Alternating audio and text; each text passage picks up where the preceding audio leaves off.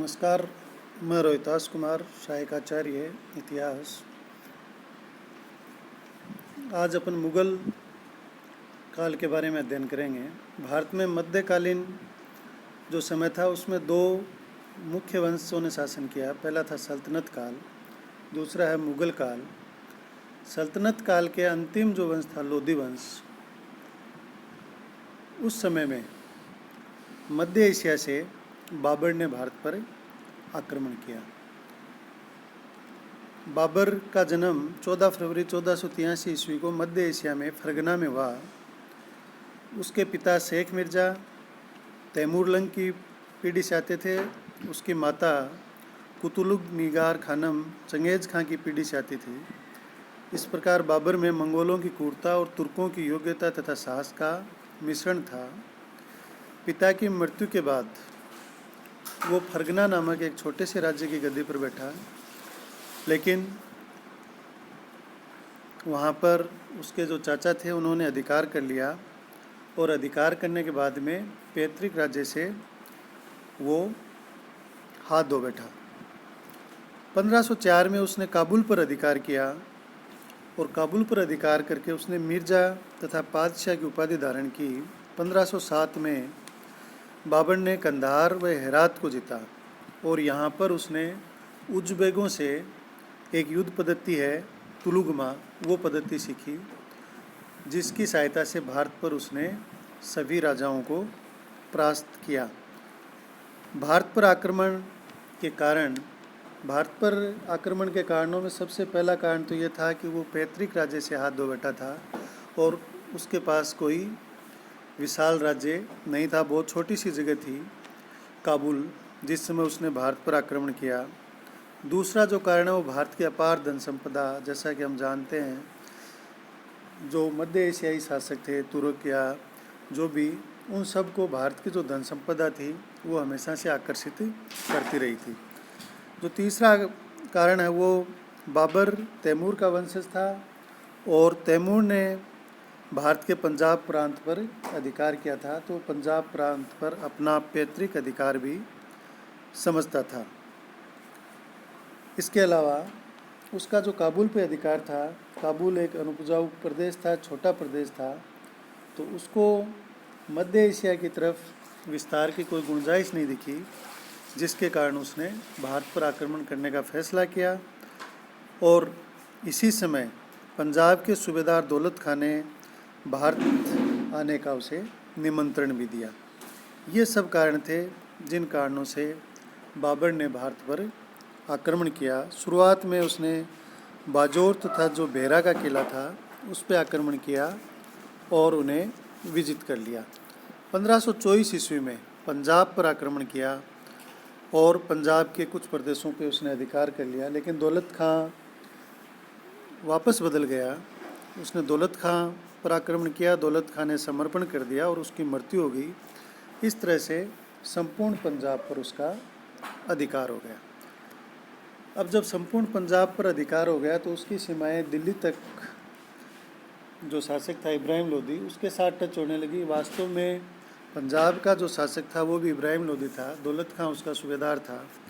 तो इब्राहिम लोदी के साथ युद्ध होना अब निश्चित हो गया था और इस युद्ध को इतिहास में पानीपत के युद्ध के नाम से जानते हैं।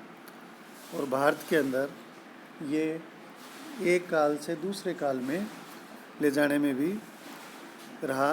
सल्तनत काल से मुगल काल जो शुरुआत हुई वो भी इसी युद्ध के परिणाम स्वरूप हुई। नवंबर 1525 में बाबर अपने 12,000 सैनिकों के साथ सिंधु नदी पार करता हुआ दिल्ली की ओर बढ़ा। इधर पंजाब के अंदर भी उसके साथ कुछ सरदार और सैनिक मिल गए। इस तरह से 25,000 सैनिक उसके साथ हो गए और वो पानीपत के मैदान में पहुंचा और वहाँ पर उसने अपनी मोर्चाबंदी शुरू कर दी। इब्राहिम लोदी भी भलीभांति जानता था कि बाबर का आक्रमण कभी न कभी होना है। उसने भी युद्ध की तैयारी की और वो भी अपनी सेना के साथ पानीपत के मैदान में आ डटा। बाबर एक कुशल सेनानायक तथा अनुभवी व्यक्ति था। बाबर ने युद्ध के मोर्चे को मजबूत बनाते हुए अपनी सेना के एक भाग को पानीपत में विश्राम दे दिया और दूसरे को कटे वृक्षों तथा मिट्टी की दीवार व खाई से सुरक्षित कर दिया। बाबर के पास तोपखाना था। तोपची उस्ताद अली रूमी को दाहिनी ओर और मुस्तफ़ा रूमी को बाईं तरफ उसने खड़ा कर दिया। सेना के केंद्र स्थल पर स्वयं खड़ा हो गया और सबसे पीछे सुरक्षित सैनिक रखे। इससे पहले वाले वीडियो में अपने जाना कि तुर्क जो भी आए या मध्य एशिया से जो भी आए वो लोग युद्ध में क्यों जीत जाते थे, क्योंकि जो उनकी सैनिक नीति थी, युद्ध की नीति थी, वो अच्छी थी। और जो सबसे प्रमुख था उसमें रिजर्व सैनिक, सुरक्षित सैनिक, वो उस समय आक्रमण करते थे जब भारतीय सेना थक कर चूर हो जाती थी, जबकि भारतीय इस नीति का पालन नहीं करते थे। बाबर के पास तो उज़्बेकों से प्राप्त एक युद्ध नीति थी, तुलगुमा प्रणाली।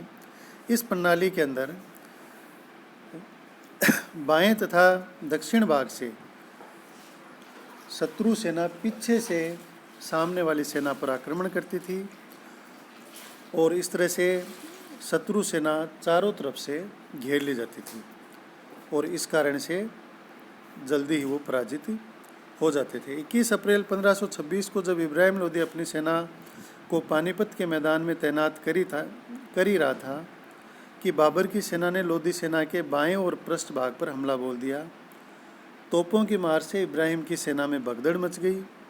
लोदी की सेना के हाथी तोपों की मार से पीछे की ओर मुड़कर भागने लगे और अपनी ही सेना को रौंद दिया।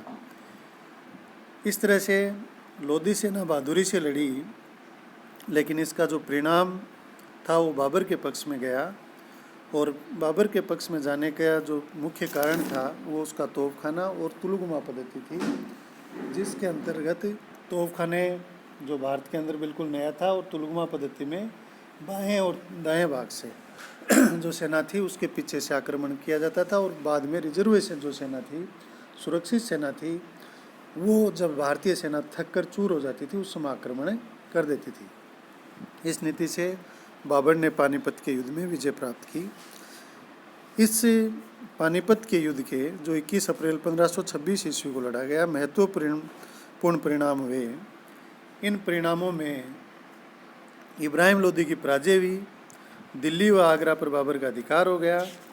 भारत की जो सर्वोच्च सत्ता थी वो कुछ काल के लिए अफगान जाति के हाथों से निकल गई। भारत में एक नए राजवंश की नींव पड़ी जिसे भारतीय इतिहास में मुगल वंश के नाम से जाना जाता है। भारत में हिंदू और मुगल सभ्यता एवं संस्कृति में समन्वय से एक नई मिश्रित सभ्यता का जन्म हुआ। बारूद, तोपों और बंदूकों के प्रयोग के साथ नवीन तुलगुमा पद्धति जैसी युद्ध नीति का भारत में भी प्रयोग होने लगा। इब्राहिम लोदी क्यों पराजित हो गया? क्योंकि उसके अंदर बाबर की तुलना में सैनिक नेतृत्व के गुणों का अभाव था। उसकी सेना सुसंगठित और नियंत्रित नहीं थी, विशाल जरूर थी लेकिन अव्यवस्थित थी। इब्राहिम लोदी परंपरागत युद्ध पद्धति से युद्ध के अंदर उतरा, जबकि बाबर तोपखाने और कुशल घुड़सवार सैनिकों के साथ युद्ध में उतरा। इसी कारण से इब्राहिम लोदी की पराजय हुई। इब्राहिम लोदी को पराजित करने के बाद में भी भारत में बाबर की इतनी जीत आसान नहीं थी, क्योंकि राजपुताने में राणा सांगा एक शक्तिशाली शासक था और अब ये तय हो चुका था कि राणा सांगा के साथ बाबर का युद्ध होना तय है। ये युद्ध खानवा के युद्ध के नाम से जाना जाता है और ये युद्ध 17 मार्च 1527 ईस्वी को खानवा नामक स्थान पर हुआ। इसके जो कारण है वो ये बताए जाते हैं। बाबर लिखता है बाबरनामा के अंदर, जो उसने किताब लिखी, कि इब्राहिम लोदी पर आक्रमण करने के लिए राणा सांगा ने उसे निमंत्रण दिया था, लेकिन जब वो इब्राहिम लोदी पर आक्रमण कर रहा था तो राणा सांगा ने उसकी किसी प्रकार से सहायता नहीं की। इससे बाबर और राणा सांगा के बीच में कटुता पैदा हो गई। लेकिन इस विचार को अनेक विद्वान नहीं मानते। वो कहते हैं कि राणा सांगा स्वयं एक शक्तिशाली शासक था और उसे बाबर की कोई आवश्यकता नहीं थी। उसने इब्राहिम लोदी को स्वयं ने पराजित किया था। हाँ, बाबर को ज़रूर उसकी सहायता की आवश्यकता थी, क्योंकि वो एक बाहर के प्रदेश से भारत के अंदर आ रहा था। लेकिन जो मुख्य कारण था वो ये कारण था कि दोनों ही शासक महत्वाकांक्षी थे और यही कारण था कि दोनों के बीच में युद्ध हुआ। शुरुआत के अंदर बयाना नामक स्थान पर बाबर की सेना को राणा सांगा की सेना ने पराजित कर दिया, जिससे बाबर की सेना के अंदर निराशा फैल गई। लेकिन बाबर ने उस निराशा को दूर करने के लिए युद्ध को जिहाद का नाम दे दिया और सैनिकों में जोश भरने के लिए शराब न पीने की शपथ ली, मुसलमानों पर से चुंगी हटा ली और कहा गया कि अगर वो लड़ते हुए मारे गए तो गाजी कहलाएंगे और वैसे भागने पर भी उनको जाने नहीं दिया जाएगा, क्योंकि वो अपने मूल प्रदेश से बहुत दूर आ चुके हैं। इस तरह से बाबर की सेना युद्ध के लिए तैयार हो गई और दोनों सेना खानवा नामक स्थान पर 17 मार्च 1527 को युद्ध हुआ। इस युद्ध के अंदर दोनों ही पक्षों ने वीरतापूर्वक युद्ध लड़ा, लेकिन बाबर के तोप खाने के कारण राजपूत पराजित हुए। राणा सांगा तीर लगने से घायल हो गए और उनकी इच्छा के विरुद्ध उन्हें युद्ध स्थल से हटाकर बसवा नामक स्थान पर ले जाया गया। इस तरह से राजपूतों की सेना थी वो तितर बितर हो गई और बाबर की निर्णायक विजय हुई। इस विजय के बाद बाबर ने गाजी की उपाधि धारण की। जो अगला युद्ध है वो 1528 में चंदेरी के राजा मेदिनी राय के साथ हुआ और इसमें चंदेरी के शासक को बाबर ने पराजित कर दिया। भारत के अंदर उसका अंतिम युद्ध था घाघरा का युद्ध। पानीपत के युद्ध में अफगान हार गए, लेकिन अब भी वो ये चाह रहे थे कि भारत के अंदर उनका शासन फिर से स्थापित हो। इसलिए बंगाल के शासक नुसरत शाह की सहायता से वो फिर से अपनी स्वतंत्र सत्ता स्थापित करने में जुट गए और 6 मई 1529 ईस्वी को बनारस के निकट गंगा पार कर घाघरा नदी के किनारे पर पहुंच गए। यहाँ पर ये युद्ध हुआ और इस युद्ध के अंदर अफगानों को निर्णायक पराजय मिली और बाबर का भारत के अंदर ये अंतिम युद्ध था। बाबर की मृत्यु 1530 ईस्वी में बाबर का जो पुत्र था हुमायूं, वो गंभीर रूप से बीमार हुआ। बाबर ने खुदा से दुआ की कि वह उसकी जान ले और हुमायूं का जीवन बख्श दे। ऐसा माना जाता है कि हुमायूं ठीक होने लगा और बाबर की बीमारी बढ़ती चली गई। अंत में 26 दिसंबर 1530 ईस्वी को लाहौर में उसकी मृत्यु हो गई। बाबर की अंतिम इच्छा थी कि उसे अफ़गानिस्तान ले जाकर काबुल में दफनाया जाए। उसकी अंतिम इच्छा के अनुसार उसे काबुल ले जाकर दफना दिया गया। इस प्रकार बाबर के द्वारा भारत में सल्तनत काल का अंत करके एक नए वंश की स्थापना की गई, जो मुग़ल वंश या मुग़ल काल के नाम से जाना जाता है, जिन्होंने भारत में अंग्रेज आने तक राज्य किया और भारत के सभी प्रदेशों पर, जबकि सल्तनत का जो राज्य था वो सीमित क्षेत्रों में था, जबकि मुग़लों ने भारत के लगभग सभी प्रदेशों पर अपना राज्य स्थापित किया।